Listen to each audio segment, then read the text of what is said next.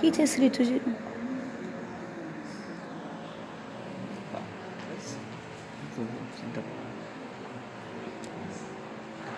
Boa noite. Boa noite. Boa noite. A gente estava aguardando só o início da transmissão no Facebook, então eu agradeço a paciência. Eu agradeço também a presença de todas e todos. Perdão, a lista está na sua frente. Eu agradeço a presença de todas e todos. É uma alegria para a gente poder compartilhar um pouquinho daquilo que a gente sabe, daquilo que a gente estudou e ainda estuda, né, Alice? Com vocês, com a sociedade, porque as políticas públicas não podem ser restritas. Elas não podem ficar dentro da cabeça de uma pessoa, dentro dos livros. Elas têm que ser, de fato, uma ação pública, envolvendo todas e todos. Então, muito obrigado por estarem aqui presentes. É uma alegria para nós. Para a gente começar, eu peço a todos que fiquem em pé, por favor, para a gente fazer a oração da campanha. É uma oração muito bonita, que nos convida à ação e pede ao Pai, ao Filho e ao Espírito Santo que conduzam a nossa vida, a ação pública, os nossos representantes e todos aqueles que estão envolvidos com as políticas públicas. Então, olhando ali, a gente começar a nossa oração, em nome do Pai, do Filho e do Espírito Santo. Amém. Pai misericordioso e compassivo, que governais o mundo com justiça e amor, dai-nos um coração sábio para reconhecer a presença do vosso reino entre nós. Em sua grande misericórdia, Jesus, o Filho amado, habitando entre nós, testemunhou o vosso infinito amor e anunciou o Evangelho da fraternidade e da paz. Seu exemplo nos ensina a acolher os pobres e marginalizados, nossos irmãos e irmãs, com políticas públicas justas, e sejamos construtores de uma sociedade humana e solidária. O Divino Espírito acenda em nossa Igreja a caridade sincera e o amor fraterno, a honestidade e o direito resplandeçam em nossa sociedade e sejamos verdadeiros cidadãos do novo céu e da nova terra. Amém. Muito bonita essa oração, nos convida de fato à ação pública, né, que ela não se restringe somente à igreja, mas está presente também na sociedade. Podem se sentar, por favor. Obrigado. Então, para a gente começar, uma breve apresentação. Eu sou o Luiz, eu me graduei em Gestão de Políticas Públicas pela USP em 2016, no dia 8 de dezembro de 2016, que também é o dia da Imaculada Conceição, muito simbólico para mim.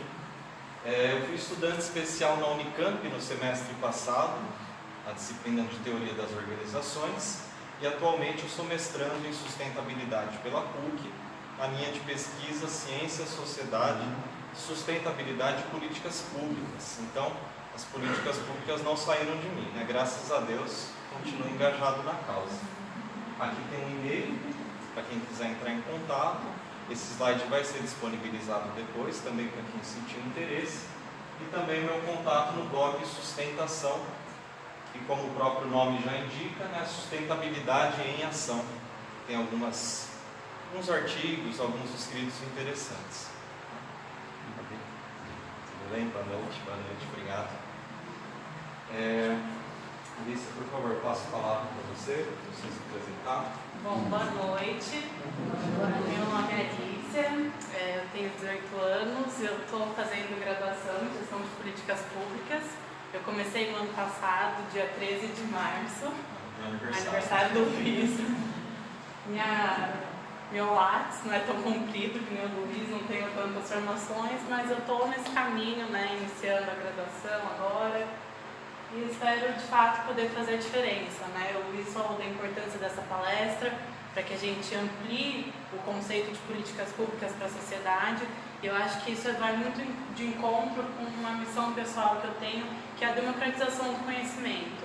Eu acho que as pessoas precisam ser instruídas ao ponto de saberem o que estão vivendo, por que estão passando.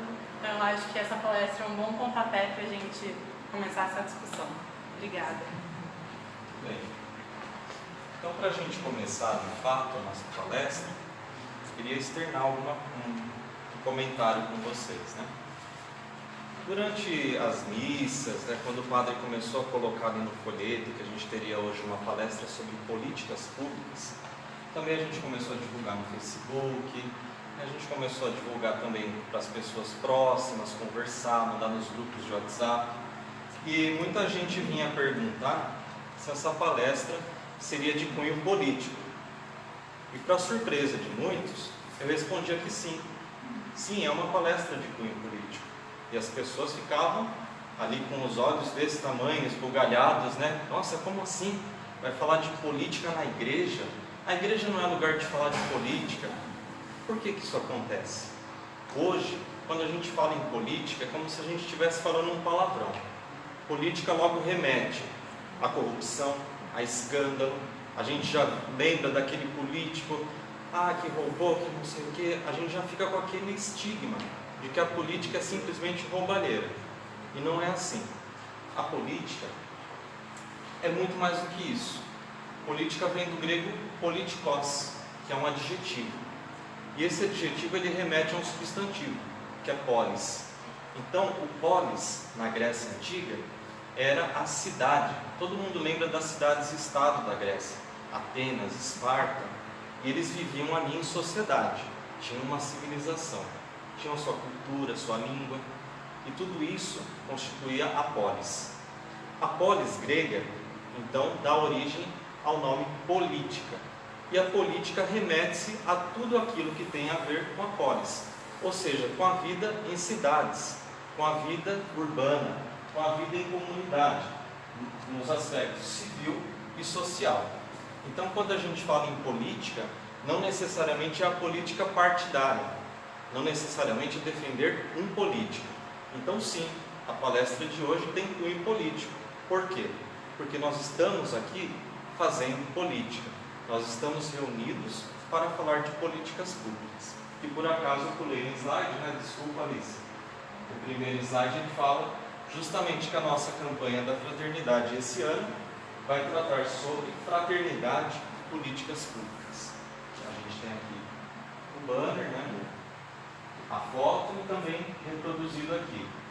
O tema é fraternidade e políticas públicas e o lema da campanha da fraternidade: serás libertado pelo direito e pela justiça. Está em Isaías capítulo 1. Então, a campanha da fraternidade, ela sempre vai falar sobre temas sociais. É algo que acontece desde a década de 60 até hoje, de maneira ininterrupta. Então, nesse ano, nós temos a graça de poder falar sobre políticas públicas. Já falamos sobre água, já falamos sobre violência, já falamos sobre a ação do leigo na sociedade e hoje nós vamos falar sobre políticas públicas. Durante todo esse ano, desde a quarta-feira de cinzas até o final do ano, falando sobre esse tema. Então, para a gente falar de políticas públicas, eu já havia antecipado que a política é tudo aquilo que remete a coisa que é de todos, né? Que remete à nossa vida social, nossa vida em comunidade. Então, as pessoas quando ouvem falar em política, acham que é aquele palavrão que remete sempre à roubalheira, porque é aquilo que a gente é condicionado a pensar, muitas vezes na mídia, muitas vezes em conversas repletas de senso comum. As pessoas reduzem a política a isso, tá? Mas não é só isso. Então, remete-se a tudo aquilo que é social e o público é tudo aquilo que é de todos. Então, a política pública, se a gente dividir esse termo no meio, política é o social, é a ação social, e o público é para todos. Até aí, tudo bem? Certo? Eu queria cumprimentar o padre, que acabou de chegar. Boa noite, padre.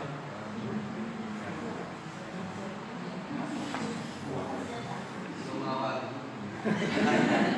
Sei que não tem jeito de fazer bagunça. Queria agradecer também ao padre, agradeço a toda a paróquia, mas na pessoa do padre Júlio, que sempre abre esse espaço para a gente, né? Uma pessoa muito receptiva, de prontidão, ele aceitou essa proposta, Ontem nós celebramos os 70 anos de Vinhedo na missa, às 9 horas, e a figura do Monsenhor Favorino foi muito lembrada. E não é à toa, o Monsenhor Favorino tem uma história muito relacionada com a nossa cidade. Ele que chegou aqui em 1948, portanto, enquanto Vinhedo ainda não era Vinhedo, ainda era Rocinha, Dona Janete, ainda era Rocinha, Dona Darcy também.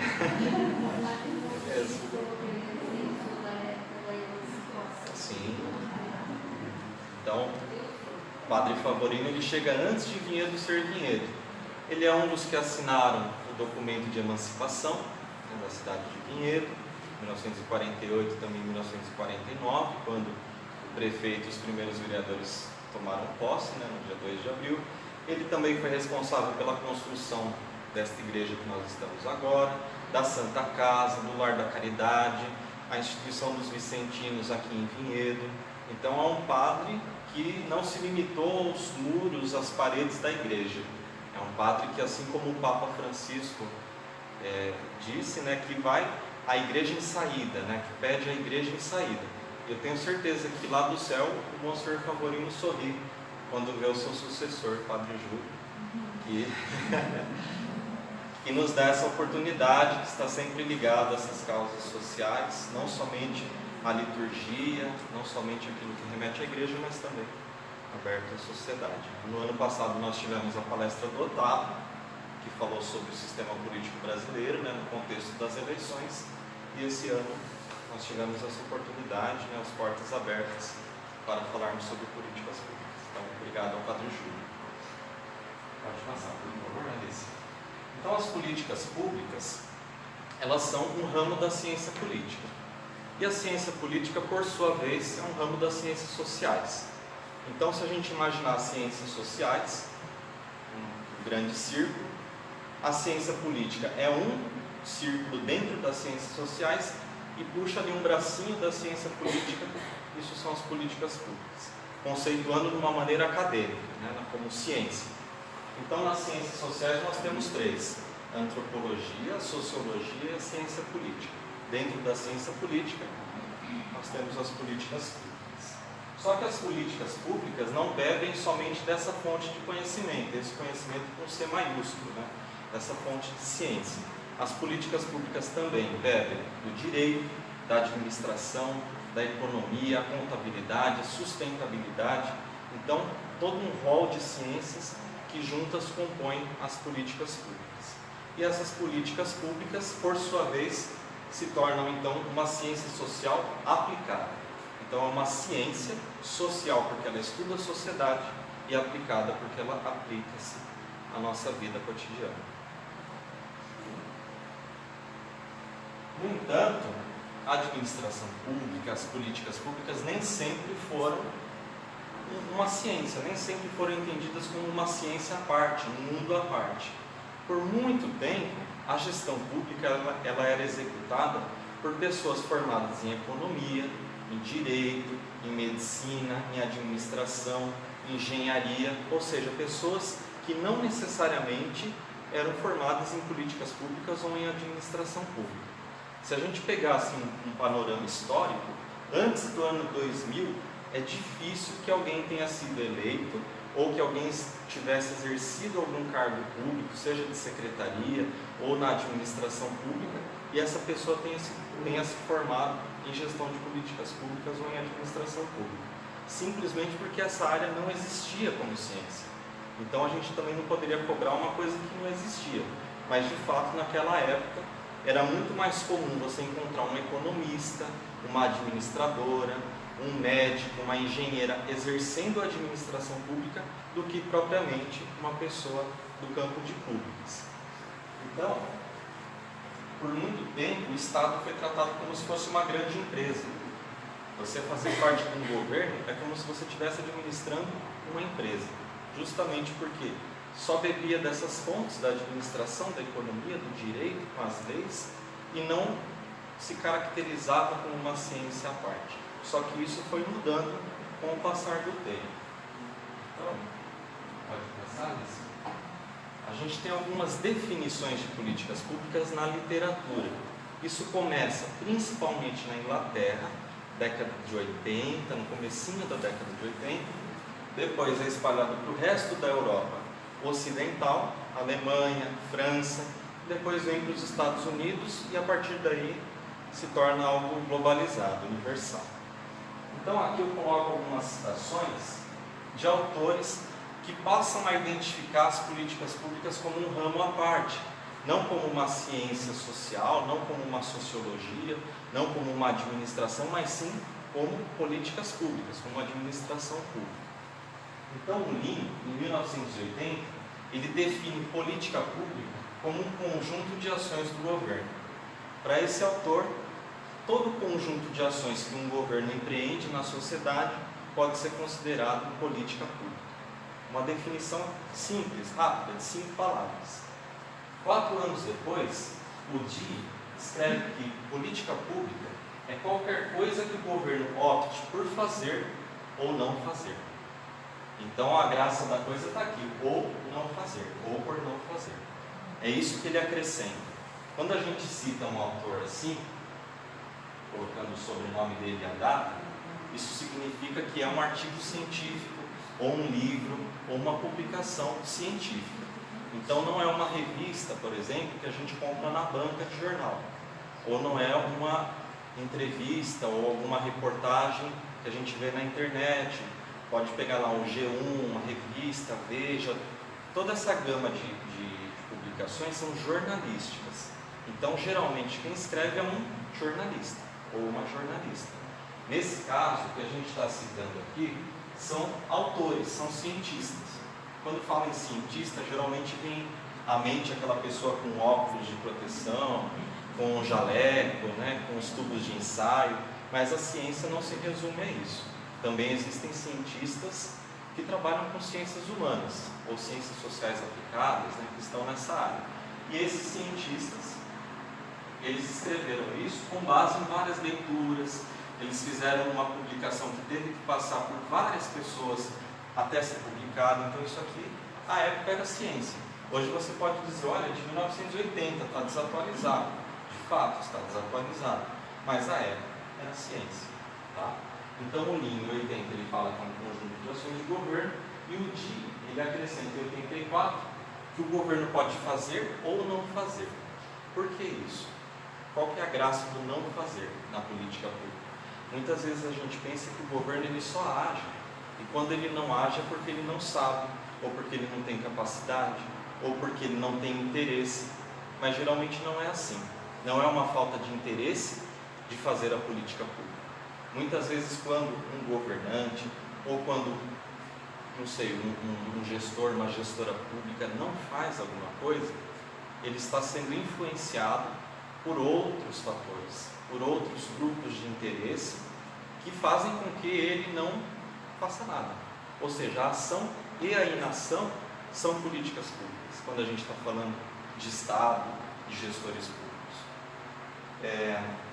Na semana passada eu estava escrevendo até um artiguinho para congresso, e eu estava rebatendo um autor que dizia o seguinte: para a gente ter agricultura sustentável é necessário políticas públicas. Aí ele colocava ali uma série de políticas públicas, falava que o governo tinha que agir, tinha que dar incentivo, uma série de coisas, super interessante.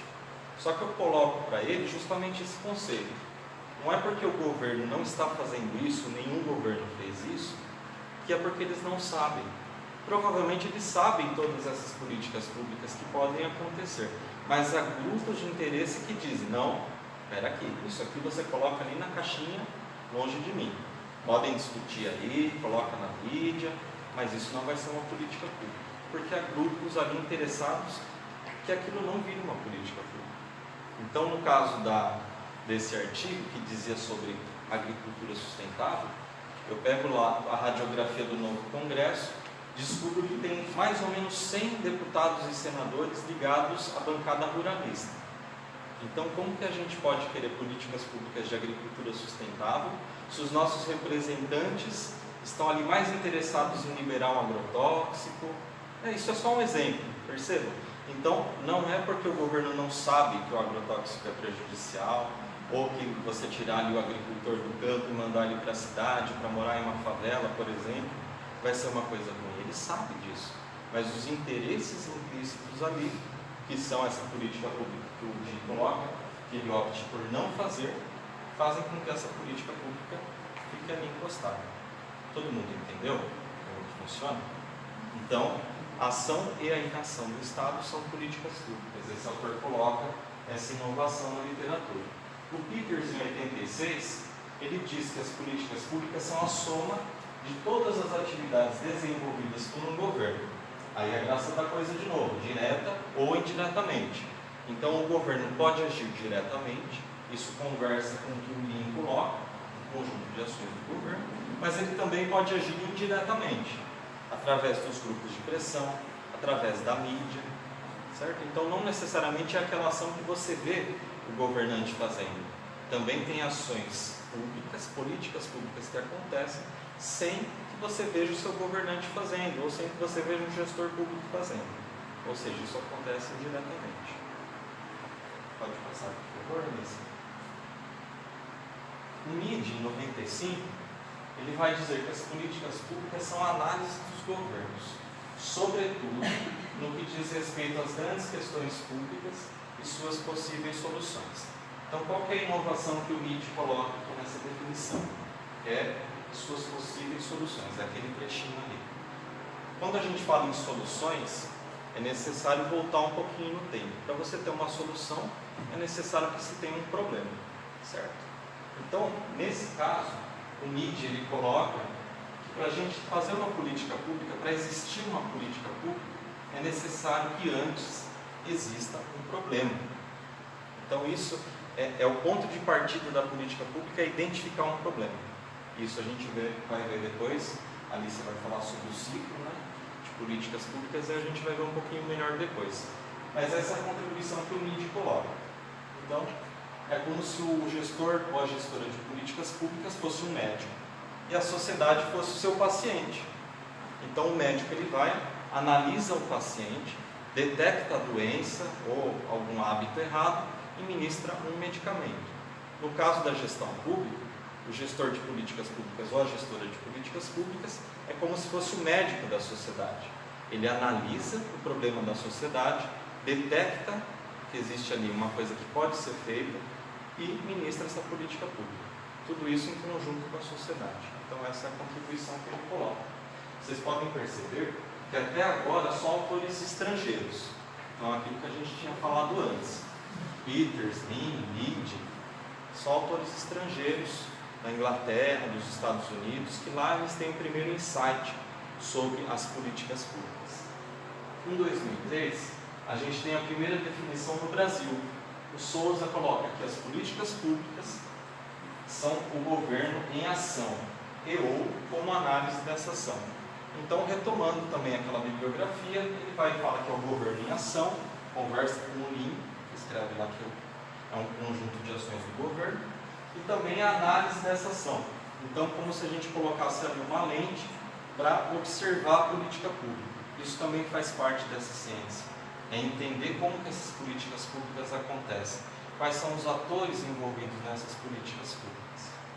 Em 2010, a Marta Rodrigues, ela escreve esse livrinho aqui, que se chama Políticas Públicas. É um manual de políticas públicas, é sensacional. A Alice leu, gostou muito, né, Alice? Porque é um livro base para a gente entender o que são políticas públicas. É uma publicação da Publifolha, está escrito aqui embaixo, da Folha de São Paulo, e nessas edições a Publifolha coloca várias explicações. E esse aqui explica o que são políticas públicas.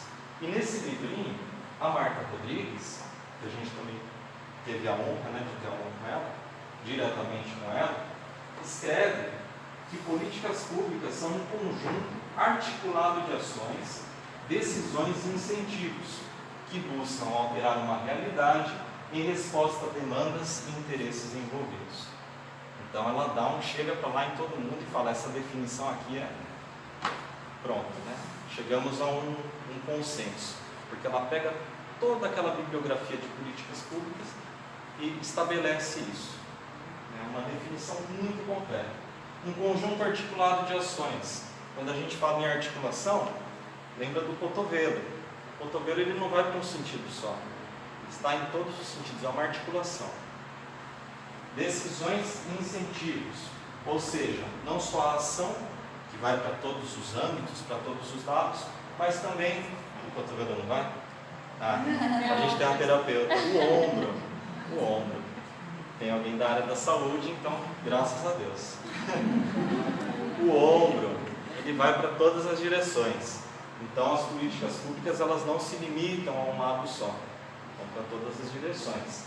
As decisões e incentivos, ou seja, quando a gente fala em ação, é o governo agindo. As decisões envolvem um quórum, um conjunto de pessoas.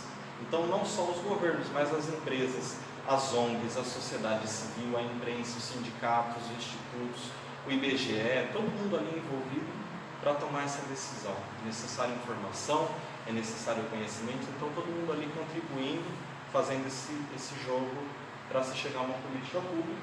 E os incentivos, ou seja, o Estado também dá incentivos, ele pode fazer um subsídio, ele pode fazer uma política envolvendo uma empresa que vai aplicar uma política pública em outro lugar. Então, a Marta coloca essa definição que busca alterar uma realidade, ou seja, novamente falando do problema, nós temos um problema na sociedade, precisamos alterar esse problema em resposta a demandas e interesses envolvidos. Então essa é uma definição completa. Pode passar, por favor? Finalmente, a campanha da fraternidade, no texto base, esse livrinho aqui, coloca também a sua própria definição de políticas públicas, provavelmente embasado nessa literatura.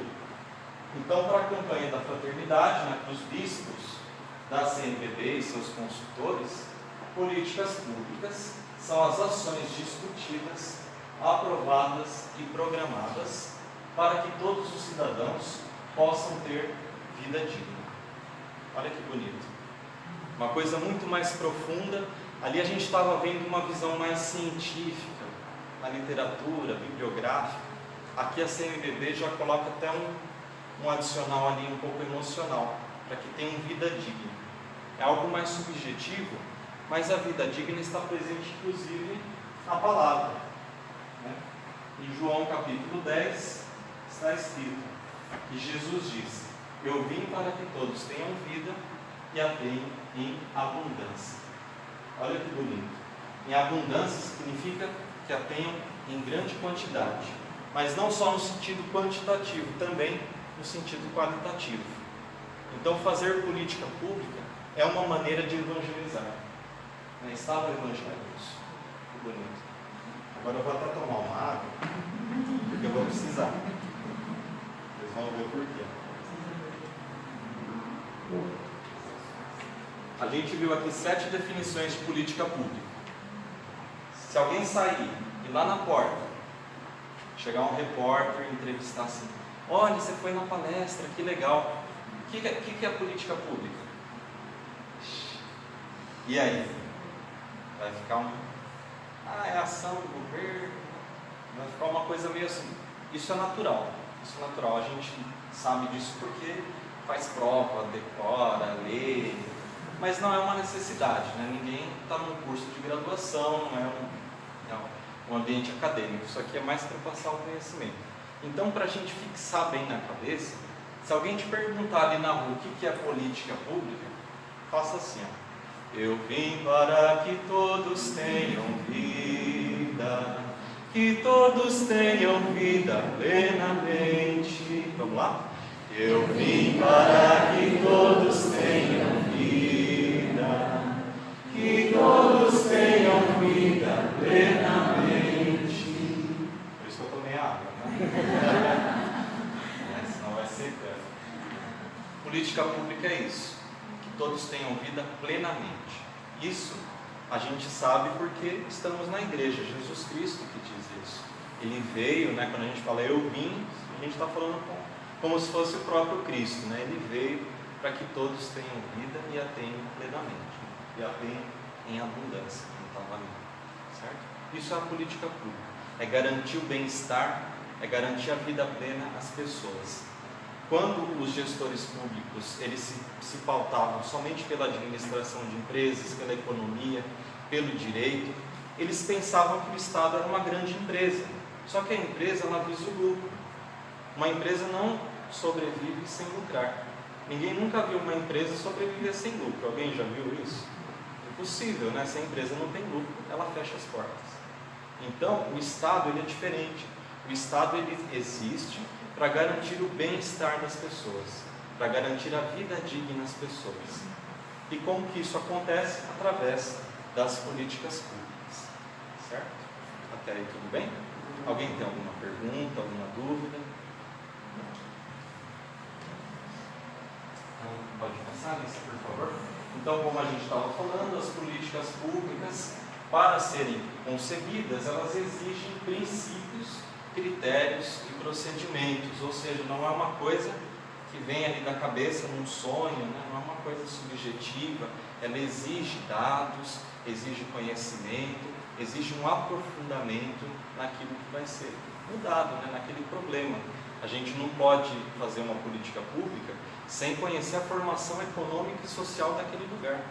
A gente não pode fazer uma política pública sem conhecer a história, sem conhecer os instrumentos contábeis, econômicos, administrativos, né, de gestão, que a gente vai aplicar ali. Tá? Então, tudo isso resulta em ações, projetos ou programas. Ações, projetos e programas têm começo, meio e fim. Então, também não são coisas que descem ali a ladeira que nem um caminhão desgovernado. Ele tem uma coordenação, tem um começo, tem um meio, tem um fim. Em todas essas etapas tem instrumentos de avaliação. Depois ali você vai colocar isso no ciclo de políticas públicas. A fim de garantir aos povos os direitos e os deveres previstos na Constituição Federal, que é esse livrinho aqui, promulgado em 1988, e também nas outras leis. Então, quando a gente fala que as políticas públicas bebem do direito, é justamente por isso. Porque a política pública essencialmente é uma lei. Ela tem que estar prevista na lei. Ninguém faz política pública sem uma lei dizendo, pode fazer. A gente não pode tirar uma política pública ali da cabeça e falar, pronto, é agora que a gente vai fazer isso. Não, isso não acontece. Tem que ser debatida, tem que ser discutida, tem que assinar ali a lei. Tem uma assinatura ali embaixo. Tá? O povo, ele precede o Estado. Certo? Então, para a gente ter um Estado, necessariamente nós temos que ter um povo. No caso do Brasil, não existiu o Estado brasileiro como uma coisa subjetiva e depois alguém inseriu ali o povo brasileiro. É o contrário. Primeiro existe o povo brasileiro, que não sabe que é o povo brasileiro. Primeiro existe um povo. Depois alguém tem uma ideia, olha, isso aqui poderia ser o Estado brasileiro. Certo? Então, o povo ele precede o Estado. E o Estado ele existe justamente para garantir o bem-estar desse povo. Esse é um resumo, mais ou menos, disso aqui. Tá bom? Através das leis, das políticas públicas, dos representantes eleitos, da sociedade, tudo isso converge no sentido comum, ou deveria convergir. Por favor. Deus me fala muito. O Estado existe para a família do povo, não o contrário. Isso. Sim. O Estado ele não pode estar ali simplesmente para atender a determinados interesses, para atender somente um grupo, né, algumas pessoas. Ele tem que estar ali para atender a todos, porque o povo é que dá origem ao Estado, senão o Estado não tem sentido. Por isso que a gente fala muito sobre esse Estado que a gente está falando, é o Estado com E maiúsculo, não é o Estado de São Paulo ou o Estado do Rio de Janeiro, esse é o Estado com E maiúsculo, absolutamente necessário para as políticas públicas acontecerem. Quando a gente diz que outros atores estão ali envolvidos nas políticas públicas, não significa que eles sejam protagonistas. O protagonista, o personagem principal é sempre o Estado. Os outros estão ali, trabalhando com ele, mas quem está ali no centro do palco é o Estado. Tá bom? Pode passar, Alice, por favor.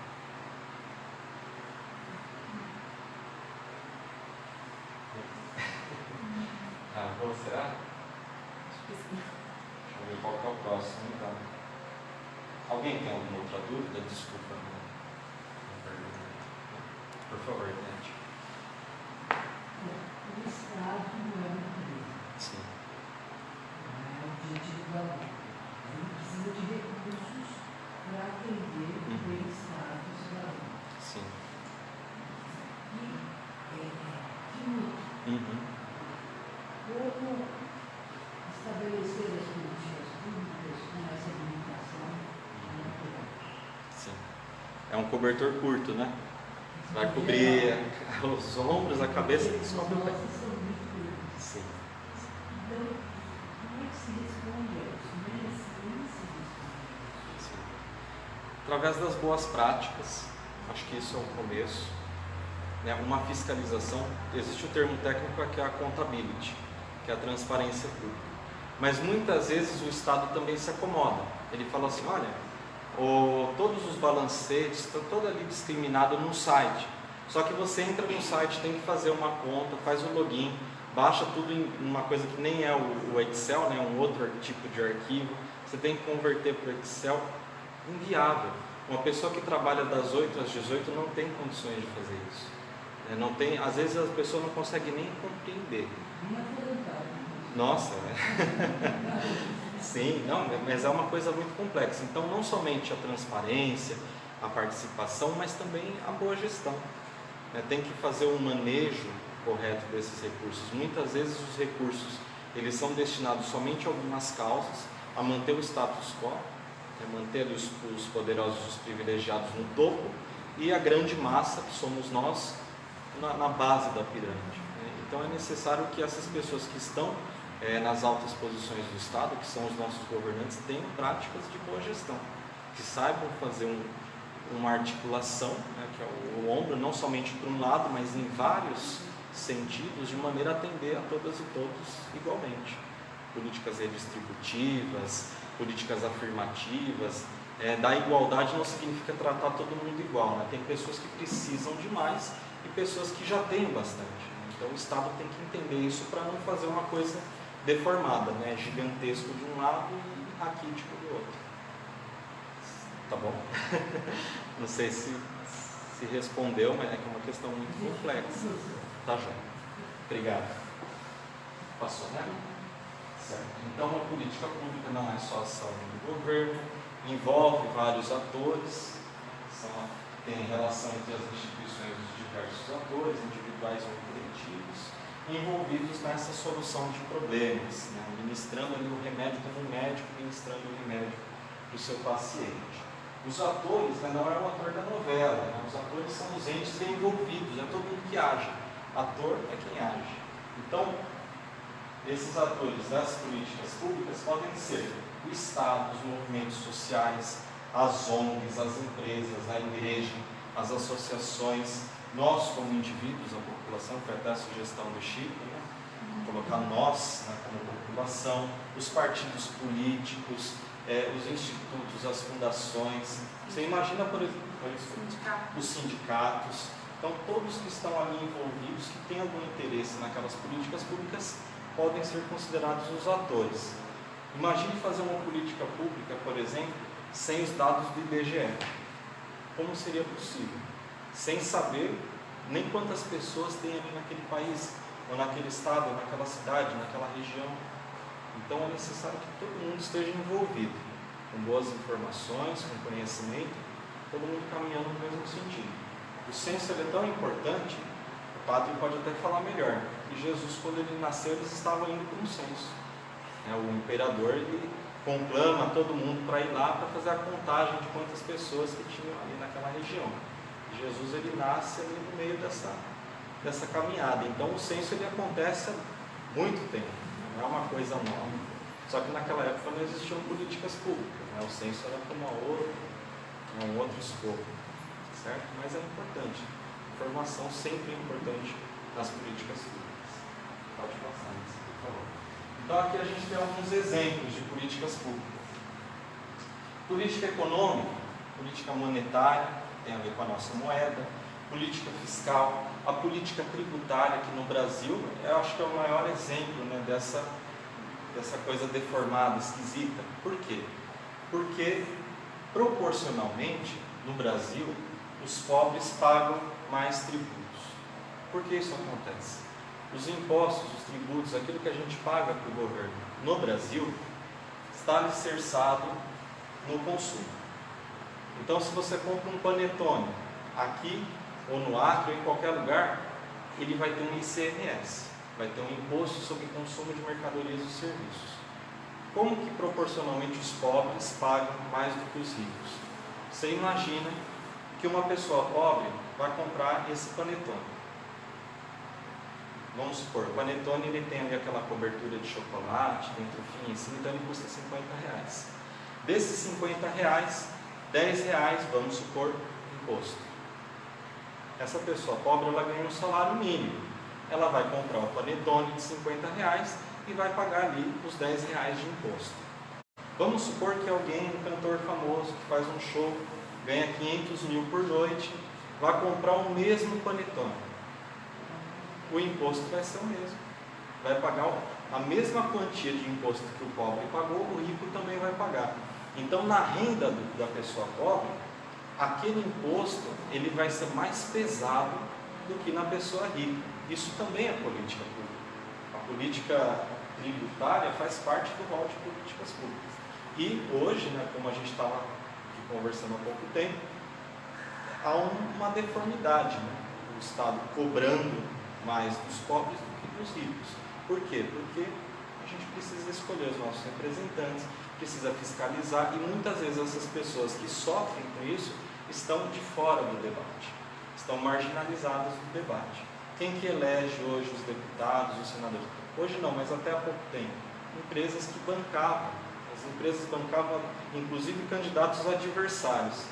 Então, essa pessoa ganhava, e lá ela representava os interesses somente daquelas pessoas que pagaram ela, que pagaram a campanha dela. E nós, a grande massa da população, os 50% que ficam com 1% da renda do país, ficamos marginalizados desse debate. Então, a nossa política tributária é um belo exemplo dessa coisa estranha, né? Cobra mais de uns, cobra mais de outros. A política externa, a política agrária, emenda de reeleição. O candidato do executivo ele pode ficar até 8 anos no governo. Se ele ganhar a eleição de novo, ele pode se candidatar novamente. Estatuto do idoso, da criança, Estatuto do idoso e também o Estatuto da criança e do adolescente. A política de proteção ao desemprego, as medidas de combate à pobreza e às desigualdades, a ampliação dos direitos da cidadania, tudo isso aqui são políticas públicas. Vocês podem perceber que tudo isso aqui também tem um problema implícito. Então, no caso, por exemplo, deixa eu ver aqui, Estatuto do Idoso. O Estatuto do Idoso como política pública. Alguém identificou que o idoso estava com problema para se deslocar, problema de mobilidade urbana, estava com problema para acessar os serviços públicos, estava sendo abandonado, uma série de fatores. Vamos criar um Estatuto do Idoso.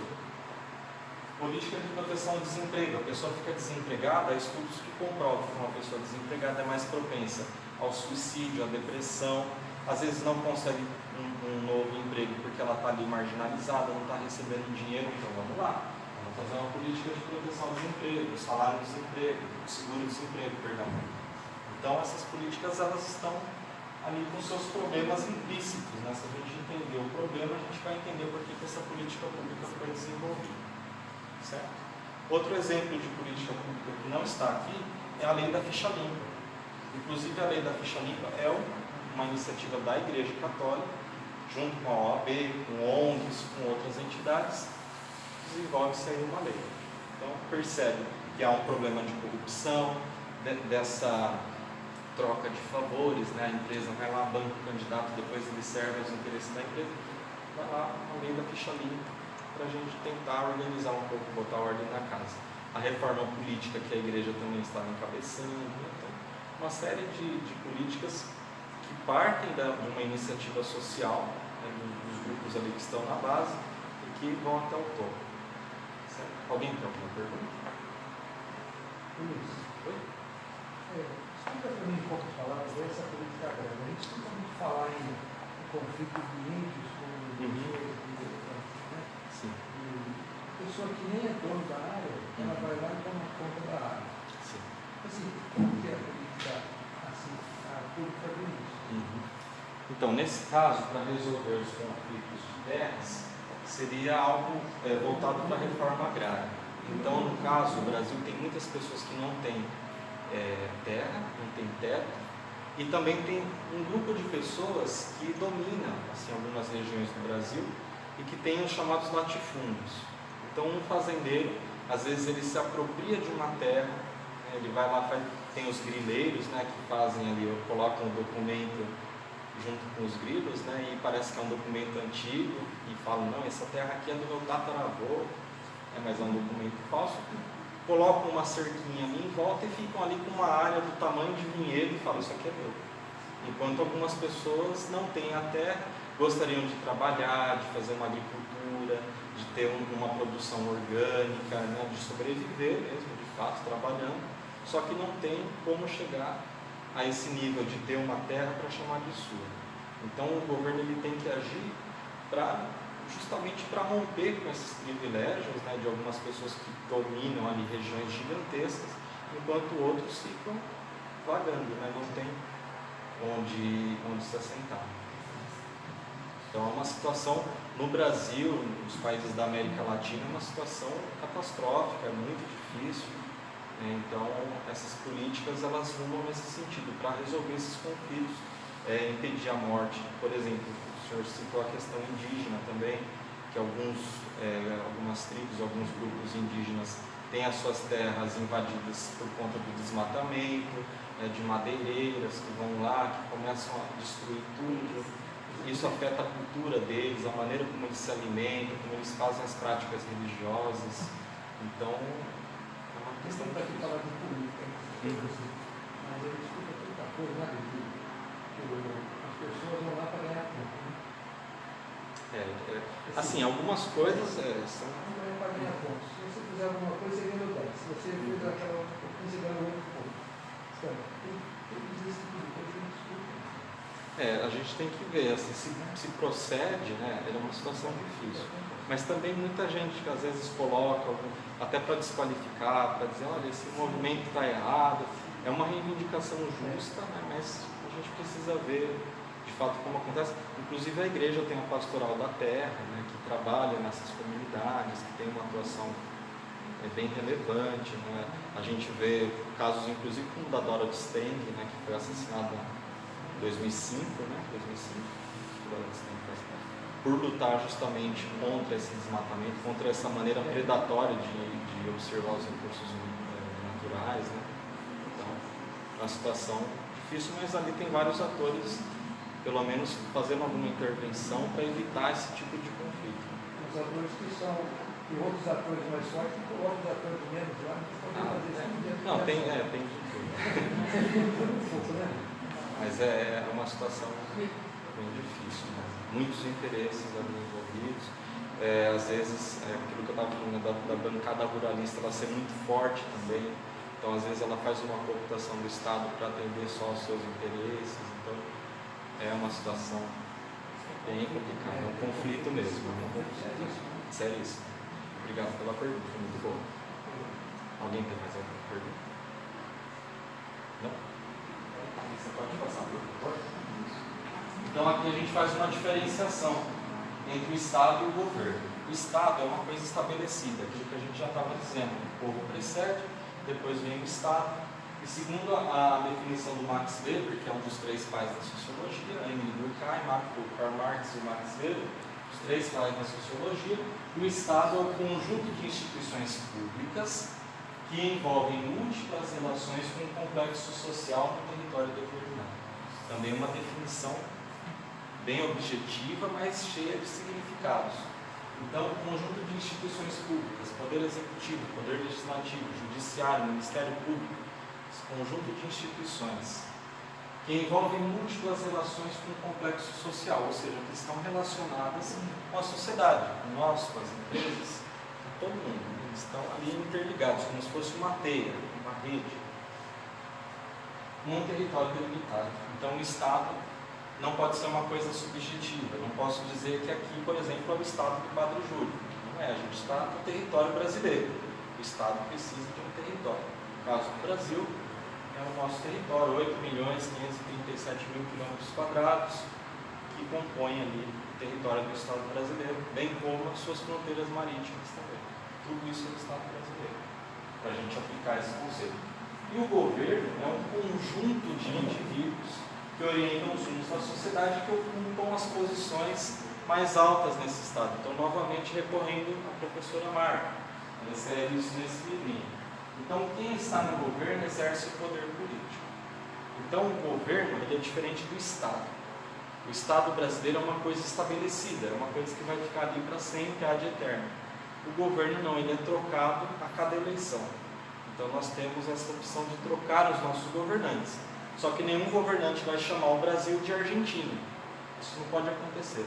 Ninguém vai votar para transformar o Brasil em Argentina, ou em Chile, ou em qualquer outro país. A gente vota nos nossos governantes. Então trocam os partidos, trocam os ministros, no caso de uma prefeitura trocam os secretários, trocam o prefeito, trocam os vereadores, mas a cidade continua sendo Vinhedo. Então é algo estabelecido e os governos eles vão ali num ciclo ou numa mudança, vão passando para frente e vão vindo novos governantes. Tá? Esse conjunto de indivíduos eles estão ali exercendo as altas posições no Estado. Então é algo transitório, como está escrito ali. Pode passar, por favor. Então quem faz as políticas públicas? A gente já falou, os governos e todo mundo que está ali envolvido nessa teia, nessa rede. Só que aqui a gente vai dar uma ênfase maior aos poderes da República, que agem ali, como a gente acabou de ver, nas altas posições do Estado. Pode passar, Alice? Aqui tem a Alice até comentou que parece as estações de metrô, né? Que é uma coisa contínua, né? Então, primeiro nós temos eleições, os políticos são eleitos, dentre outros motivos, pelo plano de governo deles, aquilo que eles apresentam antes das eleições, e aí eles são eleitos. O poder legislativo, leges vem do latim lei, leges, legislativo, então o poder que faz as leis. E como eu estava dizendo, as políticas públicas são leis, então o poder legislativo ele define as políticas públicas. E insere os parlamentares, deputados federais, deputados estaduais e os vereadores no processo. E o poder executivo, como o próprio nome já indica, é o poder que executa, efetivamente aquele que executa as políticas públicas que são definidas no legislativo. Pode passar, isso. Então, no caso do legislativo, para a gente fazer uma espécie de organograma, ele começa lá em cima com o Congresso Nacional. O nosso Congresso Nacional é o âmbito federal do poder legislativo. O Congresso Nacional brasileiro ele é composto por duas casas, ou duas câmaras. É chamado de câmara justamente porque é fechado, que nem a câmera que a gente tira a foto, né? A câmara escura. Quais são as duas casas do Congresso Nacional?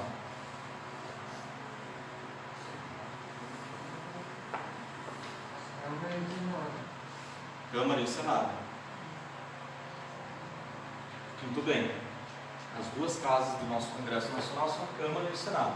Quando a gente vê ali na televisão passando o avião ou o drone em cima de Brasília, a gente vê que o prédio que está bem no meio, a gente pensa que o presidente mora ali, né? Dá a entender, porque está no meio, mas não. Aquele prédio do meio que tem ali os dois prédios, uma cúpula para baixo e outra para cima, aquele é o Congresso Nacional. Por que ele está no meio da esplanada dos ministérios? Porque todo poder emana do povo. E os nossos representantes ali mais próximos, assim, no âmbito federal, são os deputados e os senadores. Eles estão representando as demandas, ou deveriam representar as demandas da sociedade. Então está ali no meio, é a casa do povo. O povo está no meio. Constituição, primeiro artigo, todo poder emana do povo. Nosso Congresso ele é bicameral, portanto, em duas câmaras. Por que isso acontece? Por que não pode ter uma só câmara? Às vezes a gente ouve ali no bar ou na sorveteria, mas podia cortar tudo isso aí e deixar só 10 ali discutindo. Né? Quem nunca ouviu isso, provavelmente não tem grupo de WhatsApp, né? Eu estava congelado, porque isso aí todo mundo já ouviu. Podia cortar tudo e deixar só 10. Por que nós temos duas câmaras? No nosso Congresso Nacional, 513 deputados e 81 senadores. Por que isso acontece? Será que é só no Brasil que a gente tem isso? Não, não é assim. O Congresso bicameral, em 2 câmaras, ele existe justamente para impedir que uns tenham muito poder e outros tenham pouco poder. Então é para equilibrar as coisas. No nosso Congresso Nacional são 513 deputados. Os deputados eles são eleitos de acordo com a população de cada estado. Então o estado de São Paulo é o mais populoso, tem 45 milhões de habitantes. Ele elege mais deputados federais. O estado de Roraima tem menos habitantes, muito menos. Deve ter a população de Jundiaí, uns 500 mil habitantes. Então ele elege menos deputados federais. Você imagina então na Câmara, se a gente tem ali um monte de paulista e só um punhadinho de pessoas do Acre, de Roraima, de Rondônia, que são os estados menores.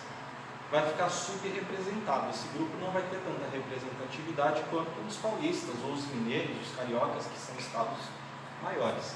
Então, o Senado Federal ele existe justamente para equilibrar as coisas.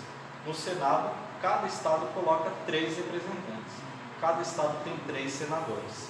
Então, independentemente da população, se tiver uma pessoa naquele estado, ele vai eleger 3. Aí eu não sei como, mas ele vai eleger 3 senadores. Certo? Então, todos os 26 estados e o Distrito Federal elegem 3 senadores. Tá? Então, isso garante o equilíbrio. O Senado ele tem ainda uma outra função. Oi, Padre? Só dar a pessoa a categoria de deputado. É 1 em 3, né? Exatamente. Então, se tiver uma pessoa ali, vai colocar 3, de alguma forma. E o Senado também tem a função de manter as políticas públicas em andamento. Então, a cada 4 anos, a gente troca os nossos deputados. A gente vai lá e vota em um deputado federal, a cada 4 anos. No Senado é diferente. Já reparou que na hora que você vai votar, hoje é o dia da eleição, eu vou votar em um senador. Daqui a 4 anos eu vou votar em 2. Por quê? Já repararam nisso? Uma eleição a gente vota 1, na outra a gente vota 2. Depois vota 1, depois 2. Para garantir que as políticas públicas estejam sempre em andamento. Então a gente troca o Senado, os nossos senadores, assim: 1/3 agora, 2/3 daqui a 4 anos. 1/3 agora, 2/3 a cada 4 anos. Isso permite que a pessoa que você votou agora tenha 8 anos de mandato. Então, mesmo que troque o presidente, o vice, troque todo mundo, todos os deputados federais, vai ter um senador ali, pelo menos, que vai se manter. Entenderam? Então, isso garante que não tenha uma quebra, que não tenha um rompimento nessas políticas públicas e que elas continuem caminhando. Então, essa é uma explicação do porquê existem 2 câmaras no nosso legislativo a nível federal. No legislativo estadual, nós temos a Assembleia Legislativa, que nós colocamos as deputadas estaduais e os deputados estaduais, e no legislativo municipal, nós temos a Câmara de Vereadores, em que nós elegemos as nossas vereadoras e os nossos vereadores, que provavelmente são os políticos mais próximos de nós. Todo mundo tem um vereador ou um conjunto de vereadores que está ali sempre conversando, que encontra na praça, que manda um WhatsApp. Então, é um grupo de políticos que está ali mais próximo, porque eles são ali a ponta, como se fosse a ponta da cadeia. É muito mais fácil você se comunicar com o vereador do que com o seu deputado, que vai ter que colocar ali na pauta para discutir com outros 512, então o vereador está ali mais próximo. Aí, só uma observação: o Distrito Federal tem um modelo próprio de legislativo, tá? No Distrito Federal são deputados distritais, né, que chamam, então tem uma outra organização, mas como a gente está em São Paulo, nem convém ficar muito nessa explicação, que é muito teórica. Pode passar, por favor. Então, aqui os números do Legislativo: 81 senadores, 3 para cada unidade federativa, né, que são os estados, 513 deputados proporcionais à população de cada estado, 1.059 deputados estaduais, se a gente juntar todos os estados do Brasil, dá 1.059 deputados, e 56.810 vereadores em todo o Brasil. É como se tivesse ali uma média de uns 10 ou 11 vereadores por município. E o município ele tem um determinado número de vereadores de acordo com o seu número de eleitores. Isso está previsto na Constituição. Então, Vinhedo tem muito menos vereadores do que São Paulo, por exemplo, porque São Paulo tem muito mais gente. Certo? Pode passar. No caso do Poder Executivo, então a União, nível federal, é o presidente e o vice-presidente. Né? As duas figuras que compõem o executivo a nível federal. No nível dos estados, das unidades federativas, governador e vice-governador, e no nível dos municípios, só prefeita ou prefeito e seus respectivos vices. Pode passar isso aqui, por favor? Então, dos números, um presidente e um vice, 27 governadores e 27 vices, 26 para cada estado e um para o Distrito Federal. No caso do Distrito Federal, o Brasília não tem prefeito, né? Só tem governador. Então, também é um pouquinho diferente. 5.570 prefeitos e 5.570 vices, e mais de quase 8 milhões de funcionários. Então, o Poder Executivo, a gente pode considerar ali também todas as pessoas ligadas ao Estado. Então, os professores, os médicos, profissionais de limpeza urbana, a pessoa que vai lá em casa verificar se tem um pneu com água gerando foco de dengue. Então, todo mundo está envolvido ali como se estivesse no executivo, porque eles estão na ponta da cadeia. Então, na literatura existe até uma definição, que é o burocrata de nível de rua. É aquele que está em contato com a sociedade. Ele recebe ali uma ordem, o burocrata de alto escalão, de médio escalão, e executa essa política pública ali na ponta. Então, o professor, o médico está ali executando uma política pública que foi definida por quem está exercendo o poder ali no topo do Estado. Pode começar? A gente esqueceu de um poder, lembra? A gente falou do legislativo, do executivo, agora qual que é esse poder? Judiciário. Bem, o poder judiciário fica meio difícil a gente fazer esse esqueminha de pirâmide, né? Como a gente fez nos outros poderes, federal, que bonitinho, assim como se fosse uma linha, assim, bem definida. Ele tem algumas ramificações, então você percebe que ele é diferente. Então eu tomei o cuidado, eu e a Alice tomamos o cuidado de buscar uma fonte oficial, que é o STF, e lá existe essa espécie de organograma. Não é necessário a gente passar um por um. O mais importante é o que está a seguir, que são os gastos do Poder Judiciário. Tudo isso aqui está em cifra de bilhões. Então, o Judiciário Estadual, 52 bilhões, a Justiça do Trabalho, 18 bilhões, a Justiça Federal, 11 bilhões e por aí. Pode passar, Alice? Isso vai dar um total de mais de 90 bilhões de reais que foram gastos no ano de 2018 pelo Poder Judiciário. Aí eu até coloco aqui uma estrutura que existe na Alemanha que é muito interessante. A justiça vai representada por uma mulher com uma venda, com a espada e com a balança. Ou seja, ela é imparcial, ela tem a força e tem ali a justiça. Nesse caso, esse artista representa a justiça como uma pessoa ali obesa em cima do coitadinho ali franzino, segurando ela, que no caso somos nós, o povo pobre, humilde, segurando uma justiça pesada, que gasta, não necessariamente gasta errado, a gente não sabe para onde que vão esses gastos, mas a gente percebe que existe aquela deformação, o Estado de um lado gigantesco, a deformidade, o Estado gigantesco e no outro lado aqui, tipo, franzino, pequenininho. Então, um total de 90 bilhões, mais de 90 bilhões só no ano de 2018. Por que é importante a gente saber isso? Porque hoje existe um debate sobre Estado mínimo. O Estado ele é muito inchado, o Estado é grande, corta aqui, corta ali, e é perigoso.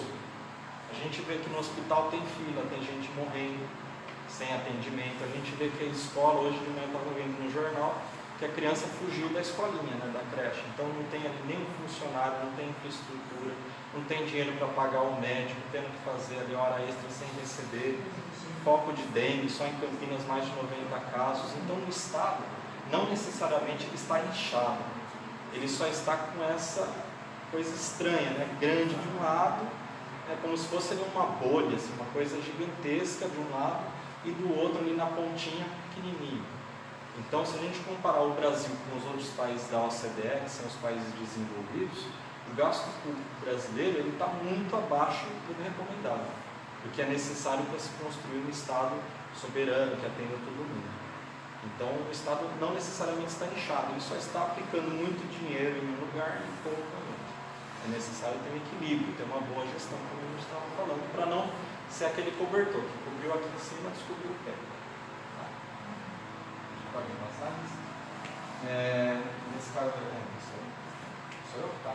Então, nesse processo também cabe aos servidores públicos, burocratas de nível de rua, que são aqueles que estão na ponta da cadeia, e os burocratas de médio e alto escalões, secretários, ministros, que estão ali decidindo as políticas públicas, oferecer as informações necessárias ao processo de tomada de decisão. Então, as informações importam, saber importa bastante, porque você tem que saber onde você está aplicando o seu recurso, o que você está fazendo com o dinheiro que veio do bolso do povo, né, para não fazer um gasto totalmente esdrúxulo, que não tem nenhuma ligação com as demandas reais da sociedade. Então, por esse motivo, o funcionalismo público é um elemento essencial para o bom desempenho dessas políticas. Pode passar isso. Então, novamente falando dos grupos, eles estão ali disputando um espaço na agenda governamental, não necessariamente todos vão ser atendidos, mas no caso brasileiro, ainda as minorias, mesmo que elas percam a eleição, elas ainda têm condições de participarem, de fazerem pressão, de estarem ali atuando nas políticas públicas. Pode passar isso. Então, aos atores governamentais, os não governamentais, isso também a gente já falou. Pode passar. Também as demandas, tudo isso aí a gente já estava falando antes, mesmo antes do slide, mas para quem tiver o material depois é interessante para rever. Pode passar isso.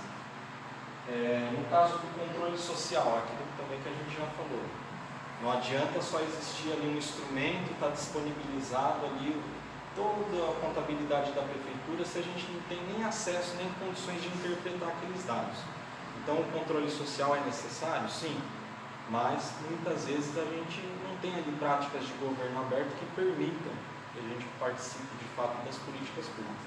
Só para conceituar, o controle social ele não é o Estado controlando na ditadura, né? Que acho que em 2012, 2013 houve muito esse debate.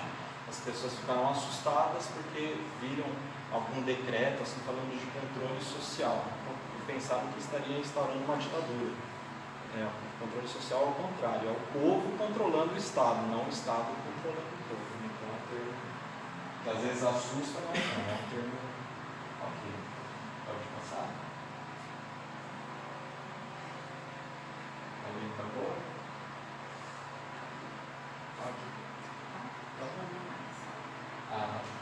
Então, só para finalizar a minha parte, a gente tem aqui como se fosse uma representação do Estado como protagonista, como maior ator, e ali envolve empresas, os grupos de interesse, a mídia, nós como sociedade participando dessas políticas públicas, todos ali em volta do Estado, meio que orientando, que dando ali pistas, dicas, olha, vai por esse lado, faz assim, justamente para o Estado não ir com uma má gestão ou sem privilegiar aquelas pessoas que não têm nada, né? Então, justamente para não ficar ninguém para trás, para não ficar ninguém sobrando, esses grupos eles vão ali orbitando como se fosse o Sol e os seus planetas ali orbitando em volta do Estado.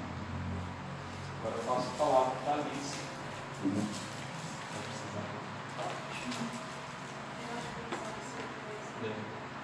Mas antes de começar, eu quero só fazer um comentário que puxa a introdução da minha parte. É que eu queria que a gente separasse o tamanho da bolinha que é o Estado, e o tamanho que é a bolinha das empresas, e o tamanho da bolinha que é a participação social. A gente vê que as empresas são uma bolinha menor que a participação social, certo? Dá para perceber que a bolinha é um pouco menor. E como vocês acham que hoje as empresas influenciam na criação de políticas públicas e como nós influenciamos na criação de políticas públicas? De fato, as empresas têm impacto muito maior do que nós, não é? Então, eu acho que é bom a gente ter essa noção para que a gente possa mudar isso a partir de agora, com essa consciência, com essa campanha da fraternidade, que a gente precisa estar aqui sim envolvida na participação, na criação das políticas públicas que envolve a participação social que rege o Estado. Então a gente vai começar falando um pouco sobre como essas políticas públicas acontecem de fato, né? A gente viu todo o âmbito teórico dos poderes e tudo mais. Então, a política pública se dá em 3 fases principais. São elas a formulação, a implementação e a avaliação. Tem algumas outras subfases que existem no caminho para que a política pública aconteça, e todas essas fases criam um ciclo. Então aqui a gente tem um ciclo de políticas públicas. Não sei se todo mundo consegue ver, eu vou falando as partes. Bom, então tudo começa com a identificação de um problema. Aqui, ó. A identificação de um problema. Então, como o Luiz já tinha comentado, quando o Estado percebe que há um problema, ele precisa ter uma ação ou uma inação, como o Luiz já adiantou no começo, mas partindo aqui do princípio que vão ser criadas políticas públicas, então o Estado vai ter uma ação. Então, o Estado identificou o problema ali no comecinho, então agora a gente vai precisar discutir esse problema. O que a gente vai fazer com essa demanda social, então? Então, o governo, né, o Estado em si, vai começar essas discussões. Então, isso vai, por exemplo, para a Câmara dos Deputados ou para a Câmara dos Vereadores, que existe uma demanda social, existe um problema que precisa ser resolvido. Então, daí vão ser discutidos entre os deputados ou os vereadores, ou então, sei lá, o presidente vai discutir com os partidos políticos, ele vai chamar uma série de deputados e vai discutir esse problema. Então, a partir de então, isso vai ser uma pauta na agenda, vai ser algo a ser discutido. Então, a partir dessa discussão, vão ser geradas soluções, né? Vocês vão ver qual é a solução mais eficiente, ou seja, fazendo mais com menos. Talvez fazer mais com menos dinheiro, com menos recurso público, ou fazer com menos quantidade de pessoas, fazer um trabalho maior com uma quantidade de pessoas reduzidas. Depende muito da demanda que é necessária, né? Que está sendo discutido. Então, depois disso, das soluções, vai vir uma decisão. Provavelmente eles vão escolher a decisão que é mais eficiente, ou seja, perdão, acho que é eficaz. Tá vendo? Que até a gente que estuda se confunde ou seja, a solução mais eficaz, que é aquela que apresenta o melhor resultado num período de tempo determinado, um período curto de tempo. Então, eles vão analisar, vão ver qual é a melhor aqui. Então, eles vão, depois disso, planejar a execução. Então vamos fazer de maneira X, Y, a gente vai contratar tal empresa, vamos vamos fazer aliança com esses partidos para que eles tomem a frente, a partir dessa discussão. Daí, então, eles vão para a implementação, de fato, da política pública. Então, eles vão, depois escolhido, montado o projeto, eles vão executar aquele projeto. A partir da execução desse projeto, é muito importante que a gente preste atenção aqui, nessas pessoinhas. O monitoramento. O monitoramento se dá a partir de quem? Quem vocês acham que são aquelas pessoas? O povo. Então, porque a política pública é feita para nós, né? Vai ser impactada na nossa vida.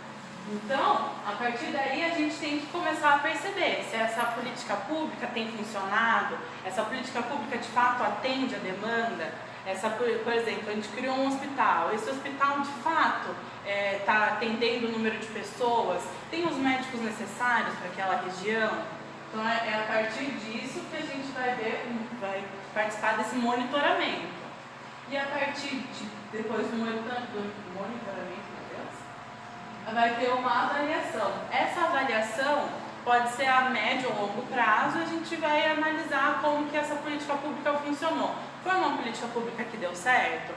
Então se ela foi uma política pública que deu certo, vamos tirar ela desse governo, foi criada num governo, vamos tirar ela do governo, vamos passar para ser uma política pública de Estado. Que daí, quando mudar o governo, não vai mudar a política pública, essa política pública não vai deixar de existir, vai ser uma política pública do Estado, do país.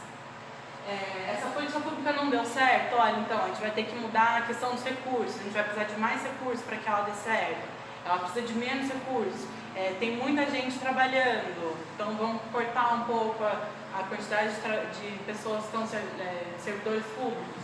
Então aí a partir dessa adequação da política pública, né? Vamos ver como ela funciona e como vão fluindo as coisas. Como as políticas públicas acontecem, continuando aqui, como o Luiz tinha falado no começo, as políticas públicas não partem de achismos ou de interesses pessoais, que tem acontecido muito, né? A gente vê agora o que mais acontece são os interesses pessoais chegando à frente, mas as políticas públicas em si, elas não nascem para isso, elas nascem a partir de um conhecimento científico, de algo teórico, de um estudo, como o Luiz falou, por exemplo, a gente vai criar uma política pública, vamos usar os dados do IBGE, então é a partir desse conhecimento científico, da análise crítica, que cria-se uma política pública, porque quando a gente vê essas políticas públicas que são feitas de imediato ou com base em preconceitos, como é citado, a gente percebe que o impacto às vezes não, acaba sendo muito pior do que a solução, ele acaba gerando um impacto negativo em vez de uma solução efetiva e que tenha um bom funcionamento na sociedade. Falando da nossa atuação dos gestores, né? Como que a gente age, né? Partindo do artigo 37 da Constituição, que rege a administração pública, existem esses preceitos aqui, esses 5 preceitos, o LIMP, né, que são a legalidade, a impessoalidade, a moralidade, a publicidade e a eficiência, que vão, de fato são preceitos, vão reger a nossa atuação. Quando eu falo legalidade, o que vocês pensam? Qual que é? Vamos agir sob o preceito da legalidade. Exatamente. Como o Luiz falou, que rege todas as políticas públicas, a Constituição. Então a Constituição está na base de tudo. A gente não pode criar uma política pública, como o Luiz falou, sem ter uma lei. A partir da Constituição, do que é assegurado para todos os cidadãos na Constituição, que vai ser criada uma política pública. A impessoalidade. E aí? O que é essa bendita dessa impessoalidade? Pensar só em você e pensar em todos? Também. Então, a impessoalidade surge o quê? O bem público, o Estado, a política pública tem que estar à frente de qualquer interesse pessoal, de qualquer conchavo, de qualquer aliança política. O bem comum e o Estado deve estar primeiro do que qualquer uma desses quesitos. A moralidade. O que é moralidade? Vem de moral. Moral que vem da ética, ou seja, que seja ético, que seja justo. E a gente precisa de, como a gente falou, de políticas públicas justas, aquelas que amparem as pessoas que mais necessitam, de fato, né? A publicidade. O Luiz até comentou do termo técnico, né? A accountability. Então, a accountability é o quê? Essa divulgação, as pessoas precisam saber o que está acontecendo, né? Essa transparência, de fato, do governo diante dos cidadãos, porque o cidadão não pode entender a política desse jeito que está acontecendo se ninguém contar para ele o que está acontecendo. Então, é papel do gestor, é papel de quem faz a política pública ser transparente e informar o cidadão.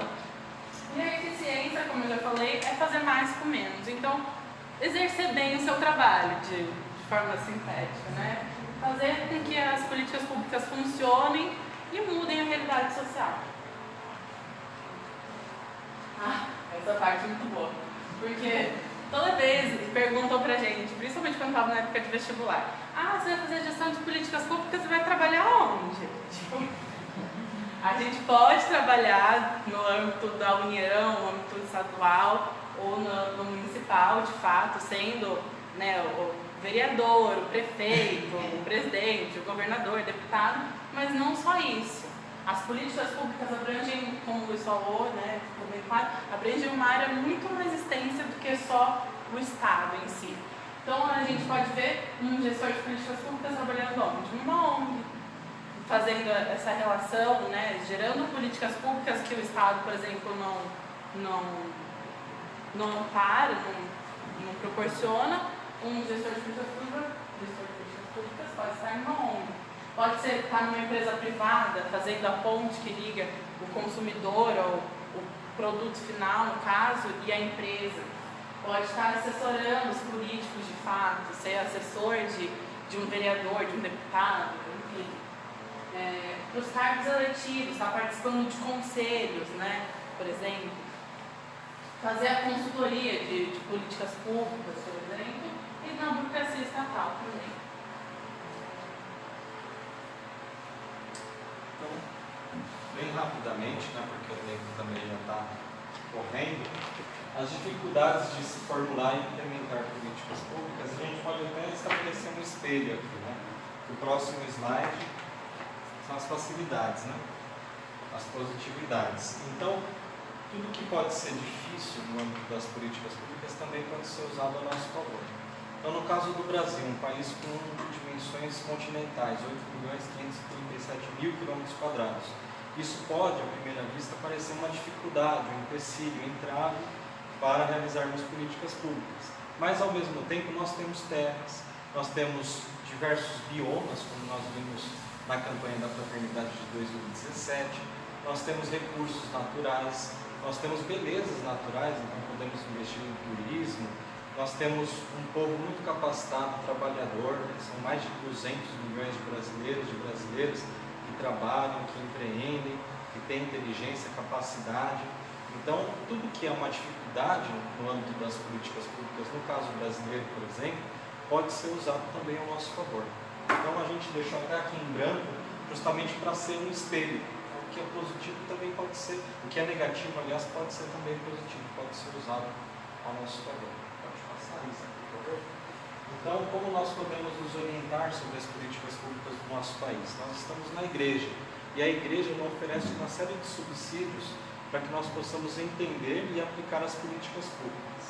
Então, a Rerum Novarum de 1891, ela é meio que a porta de entrada, é uma encíclica papal, o Papa Leão XIII, certo, Papa? Leão XIII, né? Que escreve em 1891 uma carta encíclica aos trabalhadores. Então ele usa aspectos econômicos, aspectos sociais do contexto da Europa ocidental da época. A doutrina social da igreja, né, que, ao contrário do que muitas pessoas pensam, a doutrina social da igreja não necessariamente é um documento. A doutrina social da igreja é um conjunto de documentos, de encíclicas. Por exemplo, tem aqui o texto base da campanha da fraternidade, tem a encíclica Laudato Si, do Papa Francisco.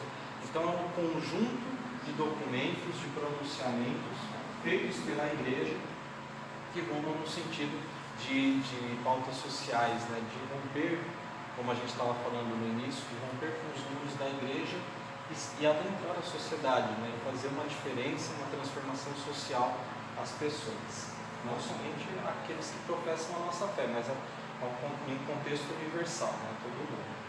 Os documentos da CNBB, né? Os escritos do Papa Francisco, por exemplo, né? Muitas vezes o Papa Francisco clamando por terra, pão e trabalho, né? Os seus discursos belíssimos, que também têm uma aplicabilidade nas políticas públicas. Pode passar isso aqui, por favor? Então, como disse o Papa Francisco, envolver-se na política é uma obrigação dos cristãos. A gente estava falando lá no início, quando você fala de políticas públicas na igreja, parece que é uma coisa assim, terrível, tenebrosa, mas é justamente o contrário, né? Justamente o contrário. O próprio Papa Francisco, ele nos orienta para que usemos a política ao nosso favor. Segundo ele, a política é a forma mais nobre de caridade, porque nós podemos atingir o maior número de pessoas. Então, olha que bonito, que convite que o próprio Papa Francisco faz para nós. A Igreja Católica é alicerçada em banquinho de 3 pés, né? A doutrina, a tradição e o magistério. Isso faz parte do magistério. Então, é aquilo que a Igreja ensina para nós. Quando Jesus diz a Pedro, tu és pedra, e sobre esta pedra edificarei a minha igreja, e as chamas do inferno não prevalecerão sobre ela, te darei as chaves do céu, tudo que ligares na terra será ligado no céu, tudo que desligares na terra será desligado no céu. Ele institui o magistério, ele diz a Pedro, vai e apacenta as minhas ovelhas. Então a igreja nos convida, isso é o próprio Cristo nos chamando a atuar nas políticas públicas. A campanha da fraternidade também é um instrumento muito importante, às vezes marginalizado, mas muito importante. Né? Algumas doutrinas, não sei se posso dizer doutrinas, mas algumas correntes tentam desqualificar a campanha da fraternidade, mas é um bem que nós precisamos abraçar e colocar em prática. Não é pecado falar de pautas sociais na igreja, não é pecado a gente se aprofundar nisso na igreja. A igreja não existe justamente para promover essa transformação social, né? Não somente no âmbito espiritual, né, que nós buscamos também na igreja, mas também na nossa ação prática como seres humanos. Até porque foi o que Jesus fez e pediu para que nós fizéssemos. Exatamente. Ela acompanha a fraternidade desde 64, né? Tudo isso a gente já falou.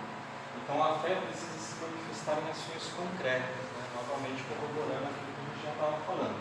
Na justiça e no direito, como está ali na passagem de Isaías, do profeta Isaías, o cristão se inspira em Jesus, como a Alissa muito bem colocou nos seus sinais, né? O cristão é um sinal, o mundo é sal e luz do mundo.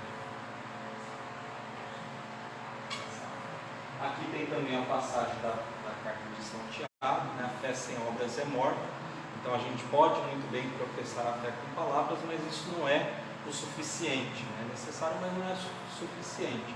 Então, além de pregar, de falar da palavra de Deus, nós precisamos colocá-la em prática.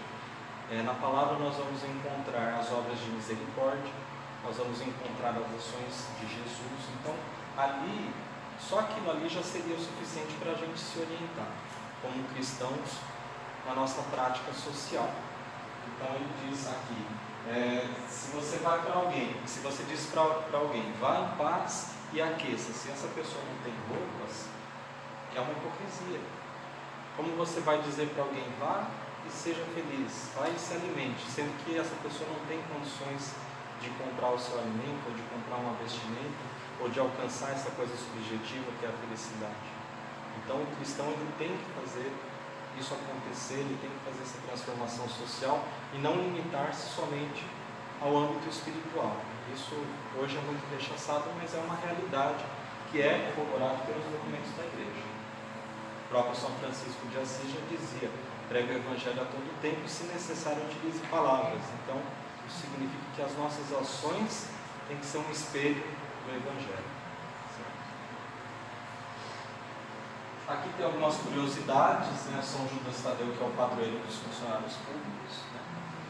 E também o São Tomás Moros, que é o padroeiro dos políticos, né? Um santo inglês que teve uma atuação política também e virou santo, né? Então a igreja não condena, né? Ao contrário do que muitas pessoas pensam, a igreja não condena essa atuação social, ela inclusive incentiva, ela diz que nós precisamos ir atrás de fazer a transformação social.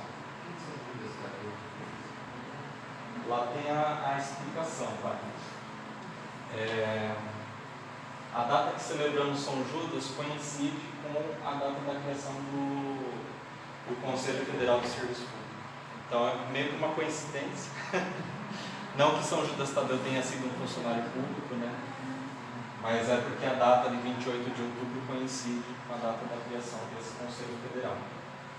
Então é mais que uma coincidência, mas ele é chamado, né, a ser o padroeiro dos funcionários públicos. Um apóstolo, uma das 12 colunas que sustentam a igreja. Então é um santo de muita veneração, por muito tempo foi esquecido, né, por conta do nome, né, as pessoas confundiam com o Judas Iscariotes, mas agora sabemos que esse é o outro Judas, esse é o bonzinho. Então, aqui você quer fazer. Então agora a gente partiu para um lado de reflexão e a gente levantou o questionamento, né? De fato, então, para quem que deve ser feitas as políticas públicas? Para a gente entender isso, eu queria fazer uma dinâmica. Então eu vou falar algumas frases e se a resposta for sim, vocês vão levantar a mão. Se a resposta for não, vocês vão deixar a mão abaixada. Tudo bem? Vamos sentindo como é. Se tiver alguma dúvida, eu explico de novo. Então, primeira situação. Se você ou seus pais trabalharam noites e fins de semana para sustentar a família, abaixe a mão. Se você ou seus pais trabalhavam de final de semana para sustentar a família, você vai deixar sua mão abaixada. Se não, você levanta a sua mão. Se você pode mostrar afeição, pelo seu par romântico em público, sem medo de ser ridicularizado ou violentado, levante a mão.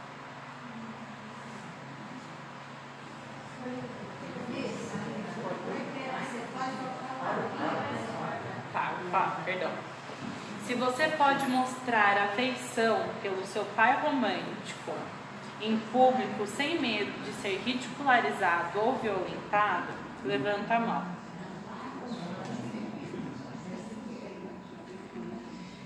Se você é capaz de sair sem medo de abuso sexual, levante a mão.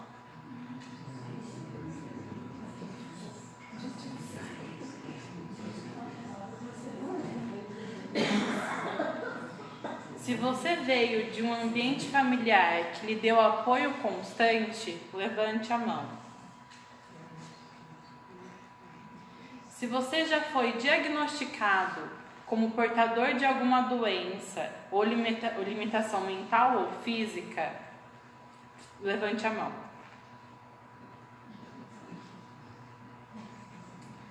Se você pode cometer erros e não ter seu comportamento atribuído a falhas. Se você pode cometer erros e não ter seu comportamento atribuídos a falhas da sua raça ou gênero, levante a mão. Se você pode cometer erros e não ter seu comportamento atribuído a falhas da sua raça ou gênero. Se você faz alguma coisa e alguém fala, só podia ser mulher, né? Ou se faz alguma coisa, só podia ser coisa de gente dessa cor, né? Se você não pode consultar um médico sempre que julgar necessário, abaixe a mão. Repetir. Se você não pode consultar um médico sempre que julgar necessário, abaixe a mão.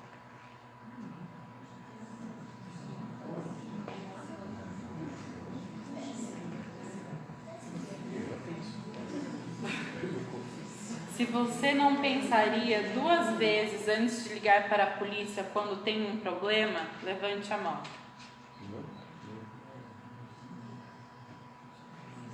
Todo mundo pensaria 2 vezes antes de ligar para a polícia? Tem medo da polícia, né? Eu também tenho. Se você alguma vez já foi a única pessoa da sua raça, gênero, status econômico ou orientação sexual em uma sala de aula ou ambiente de trabalho, levante a mão.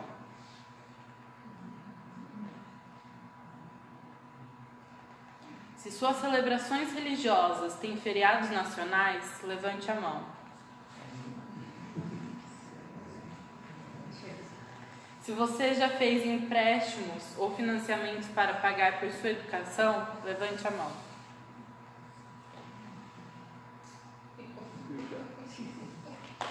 Se você já estudou a cultura ou história de seus ancestrais na escola, levanta a mão.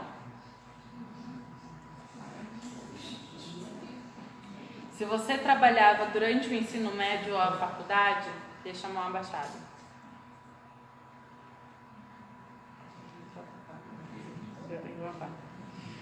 Se você já saiu de férias com a sua família, levanta a mão.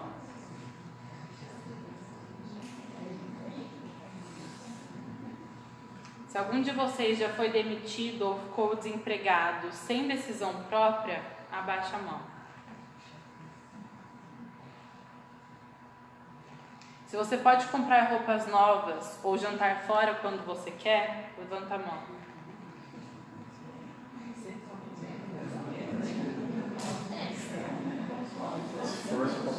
Se você já teve um trabalho oferecido a você por causa de uma amizade ou de um membro da família, levanta a mão. Se você tem acesso a água potável e saneamento básico, levanta a mão.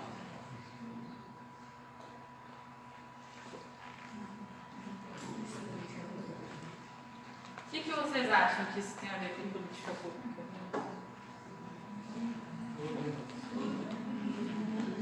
Tudo? Tudo por quê? Gostei. Por que tem tudo a ver com política pública? As nossas necessidades básicas, assim, fundamentais para a gente ter essa vida digna. Então, E vocês acham que todo mundo tem esse acesso igualitário Não. a essas?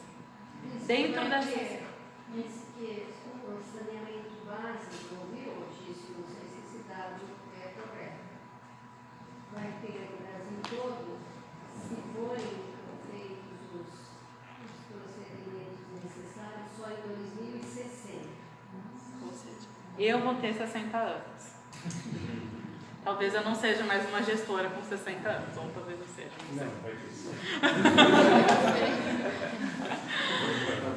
Então, mas é exatamente isso, são as condições básicas para a nossa vida.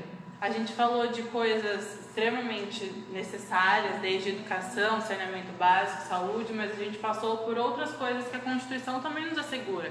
Direito ao lazer, direito ao consumo, a segurança. Então, é a partir disso que a gente vê que dentro dessa sala, por exemplo, tiveram pessoas que tiveram que estudar enquanto faziam faculdade ou ensino médio. Tiveram pessoas que puderam e tiraram férias com a sua família, mas tiveram pessoas que não tiraram. E dentro de uma sala que a gente tem um número restrito de pessoas, a gente está aqui em 30 pessoas, mais ou menos, por volta de 30 pessoas. Imagina em Vinhedo, agora imagina no estado de São Paulo e no Brasil. Quantas pessoas não têm acesso a saneamento básico? Quantas pessoas são as únicas da sua sala de aula a ser um negro, a ser um jovem que veio de uma comunidade, a ser uma pessoa homossexual?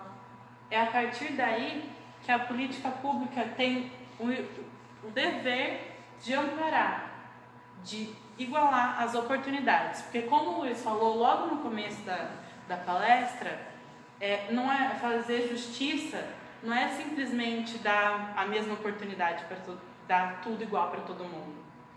Tem pessoas que vão precisar de mais, tem pessoas que vão precisar de menos. Algumas pessoas vão precisar de uma política pública reparativa. Pessoas vão precisar de uma política pública de redistribuição salarial. E tem pessoas que não vão precisar. as cotas, né, na educação. As cotas Então, são necessárias. são extremamente necessárias, E às porque vezes a gente ouve o contrário. exatamente, são extremamente necessárias, porque se jovens não têm a mesma oportunidade de entrar numa faculdade, porque desde o começo eles eram aqueles jovens que trabalhavam, tiveram que largar a escola para ir trabalhar e sustentar a família, ele não vai ser o jovem que vai passar na USP. Ele vai Aí é ser... que está errado. Hã? Aí é que está errado. Por quê? Porque a gente tem que lutar não é para ter cota. Para ter educação básica, fundamental, boa, toda igualdade para todos. Nós tínhamos, antes de 64, coincidentemente 64, é um ano mágico, mas antes de 64, até 68, nós tínhamos uma política de educação pública maravilhosa.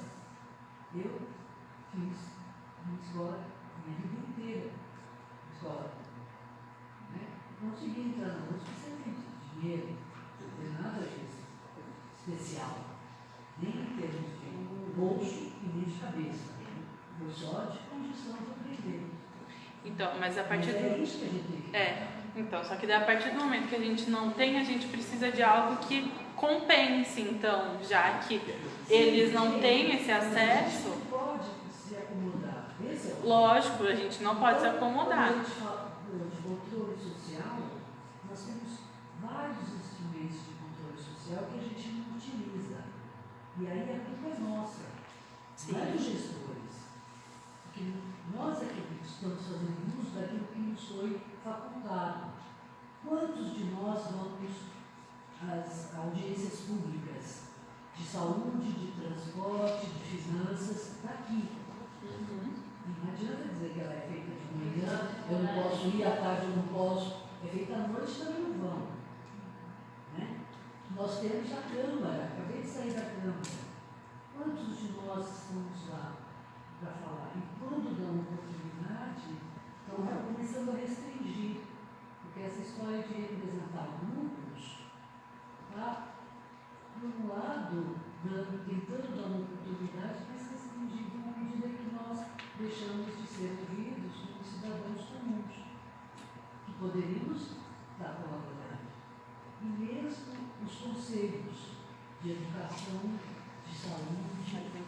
menor, o idoso. O idoso. Eu acho que, além de votar bem, que é um critério muito elástico, é difícil, né? Cada um tem. Mas eu acho que nós temos canais. E a nossa responsabilidade vai nisso também. É tão bom ver aqui tanta gente reunida, né? Eu acho que a gente devia fazer mais, né? Fazer mais. E esse é muito o intuito dessa palestra, de fato, propor essa democratização, porque é isso que a gente precisa, que as pessoas saibam, para que as pessoas atuem, para que as pessoas reivindiquem. Nossa.